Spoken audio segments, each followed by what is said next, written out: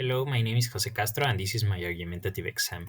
So the first problem was about Newton's law of cooling, and the first task was to give an analytical solution to the differential equation given. So the first thing I did was to multiply both sides by the differential of time, and to divide by temperature minus ambient temperature.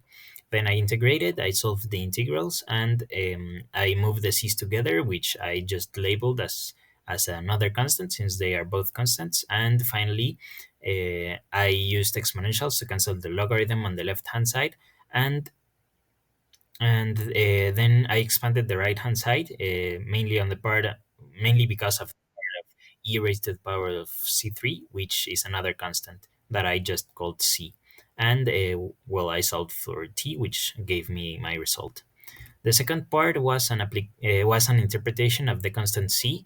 I was asked to provide a conceptual and a graphical interpretation. So on the left-hand side, I drew a graph where you can see a function that starts on 50 degrees Celsius and ends on 20, which is the ambient temperature. And that difference between the initial and the ambient temperature is the value of c, which in this case is 50 minus 20, which is 30. The third task was an application to an aluminum rod. The initial conditions were that the rod was at 25 degrees, and then it was put on a 285-degree oven. Then after 215 seconds, the rod reached a temperature of 105 degrees. What I did here was just to substitute the values I was given, including this point of 215 seconds, which temperature was 105 degrees. And then I began clearing for k. First, I subtracted 285, then I divided by negative 260. Then I made a logarithm on both sides to get rid of that e. And finally, I divided both sides by negative 215, that which gave me the value of the constant k. And the value of c I got earlier by subtracting the initial time minus the initial temperature, minus the ambient temperature.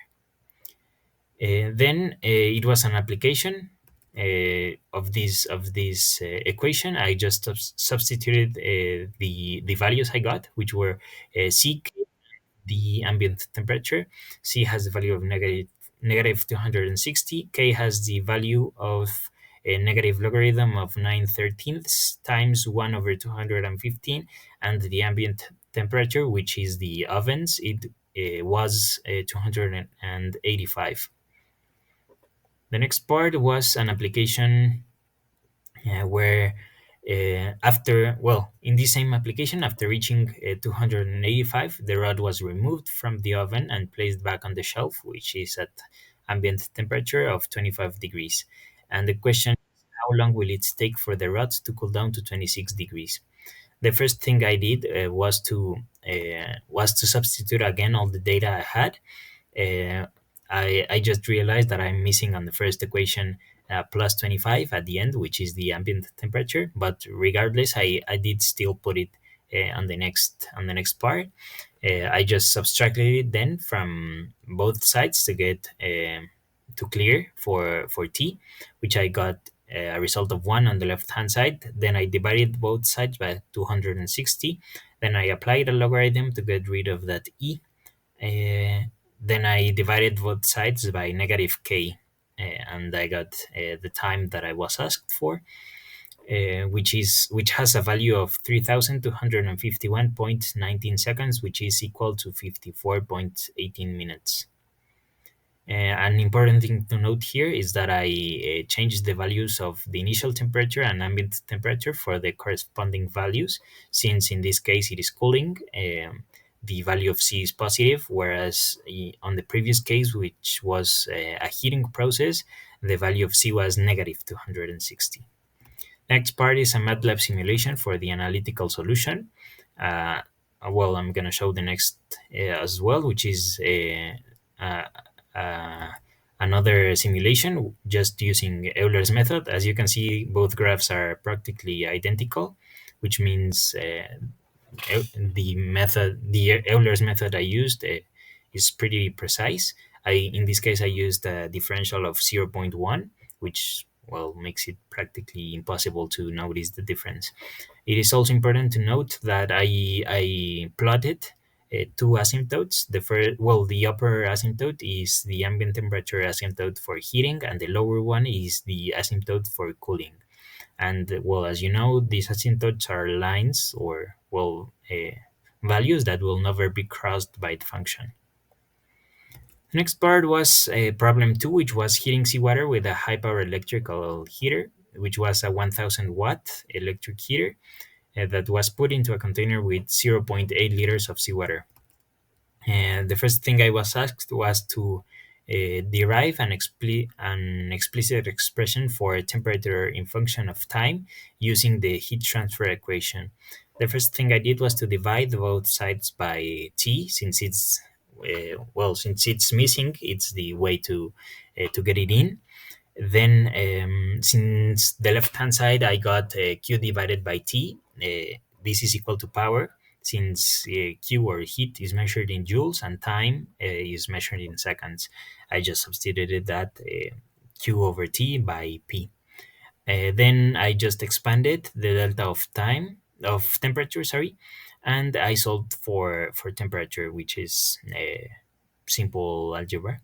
Then I got the final equation on the bottom left, which is temperature as a function of time. And it is important to note that this is in the form of y equals mx plus b, which is a linear function that I will show in this graph, which is the next part. Is a MATLAB simulation of temperature versus time. For this graph, I used the power given, which was 1000 watts, the volume 0 0.8 liters times the density of water, which was 1025. Then I used the specific heat, which was, for seawater, 3850, and the initial temperature I used 25, which is, standard in this case, for presentation. Then I was asked to give a polynomial curve of fifth degree with matrix notation. And as you can see, it is a quite similar line. And on the right hand side, I put a red box with the coefficients, which are the polynomial coefficients. And as you can see, they are in order of the degree. So the first one is x to the fifth, the second one is x to the fourth, and so on. And as you can see, the higher the degree, the lower the coefficient. So this means that if we were to put, for example, a 10th degree polynomial curve, the coefficients would be close to zero, most of the coefficients. So it doesn't really work as well. Well, it works, just it's not really that necessary. Then the third problem was thermal equilibrium in a calorimetry experiment. It was about a guy who poured zero point 0.3 kilograms of 20-degree water into a 0.75 kilogram copper kettle, which was removed at 170 degrees. And the first part was to write the energy balance equation for the system, which is the calorimetry principle I wrote on the top left. Then I expanded that principle, and I expanded then the delta of temperature. Then I expanded the products, which was just multiplying the mass and the specific heat times the both temperatures. Then I got a common factor, which is the final temperature, and I cleared for it, which was the equation I was asked for. Then I just substituted the data I was given into this equation, and I got a final temperature of 48.16 degrees, which is the answer. The next part, thermal expansion of a solid cone. In this case, I was asked to prove that if that object undergoes as a temperature change delta T, it will experience volumetric thermal expansion given by delta volume equals to beta initial volume delta T. So the first part well, I divided this into two slides because it didn't fit. But the first part was that I defined my initial volume, which was given, well, which is given by one third times pi times initial radius squared times initial height, which is the equation for the volume of a cone.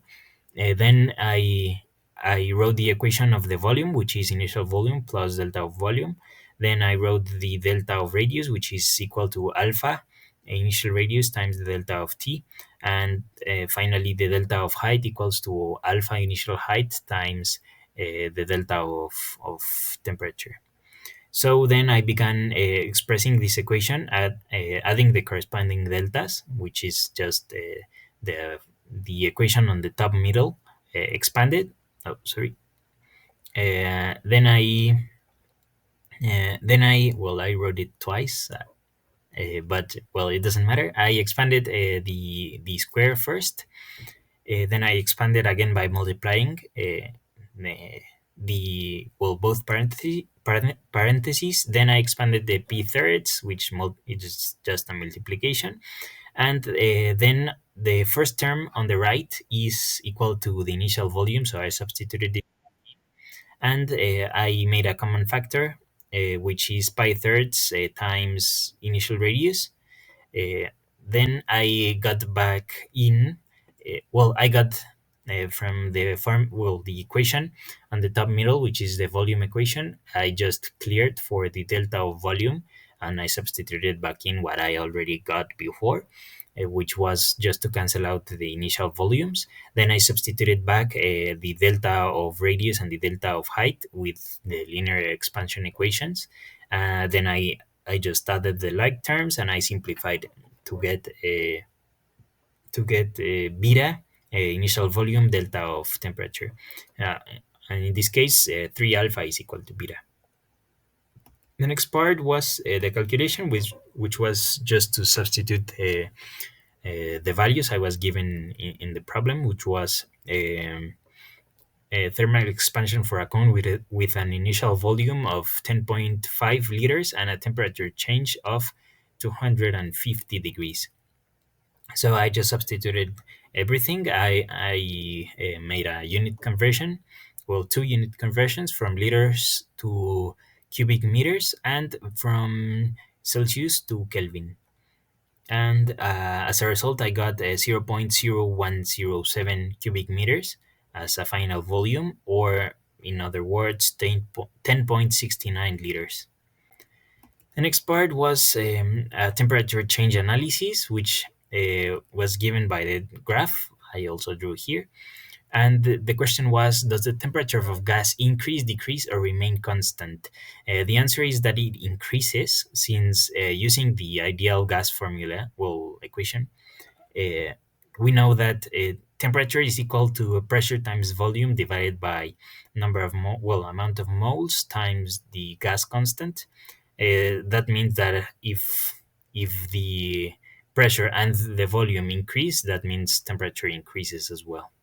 The second part was to calculate the work done by the gas in this process, and well, assuming this gas behaves as an ideal gas. How I did it here was using the area under the graph. Here is the graph for reference, and I just substituted the values. I used the equation for the area of a trapeze, which is uh, which is shown on screen, and I got the value of 4,800 joules. And I believe that is everything. So thank you for watching and have a great day.